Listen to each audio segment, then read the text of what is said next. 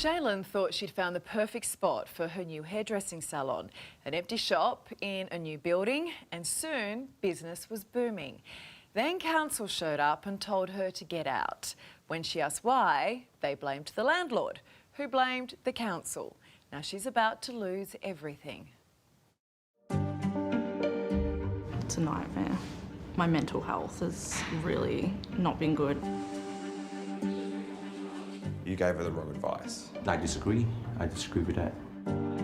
When it comes to Shaylan's tenancy agreement, things aren't cut and dry. I leased this shop last July and spent 3 months renovating.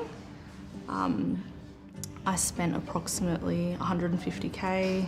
Everything was going great, business was flourishing, and then the council showed up at the door and let me know that my zoning was incorrect and that I needed to vacate pretty much straight away.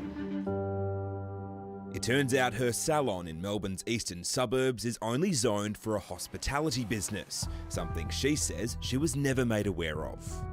I think that I shouldn't have been even considered as an applicant from the beginning. I'm already in severe debt. My partner and I have considered putting our house up for sale, selling my car, anything to just keep going. The salon is in one of 3 commercial spaces in a newly built apartment block. Empty shop after empty shop. I think they'd be happy to have some tenants. Shaylan's been in talks with the council and the landlord to be reimbursed, but negotiations have failed. It was a little bit back and forth to the council, putting it on the owner and then the owner putting it on the council. The Frankston Council insists it's up to landowners and tenants to check whether a new business is compliant with the planning scheme. ACurrentAffair paid the property developer, Ocean Ray, a visit. Is she going to get 150 grand back? Is it your fault that she's been leased there inappropriately, or is it the council's fault? I can't answer that. I can't answer that without legal representation. Wouldn't you just pay her back that money? Isn't that the right thing to do? Bit of compassion? You're putting me on the spot here. Yes. I believe we've acted fairly and in accordance with the appropriate agreements. You would think that logically it's a tap, tap, tap on the computer. Oh yes, you can open a hairdressing salon in that area. Or computer says no. Or computer says no. Property lawyer Justin Lawrence says Shaylan has a strong case. There's a principle of law that says if you make me a promise and I rely on it to my financial detriment, I can hold you responsible for that financial detriment. And apparently rezoning isn't an option either. You got a coffee machine. What's stopping you being zoned as a cafe?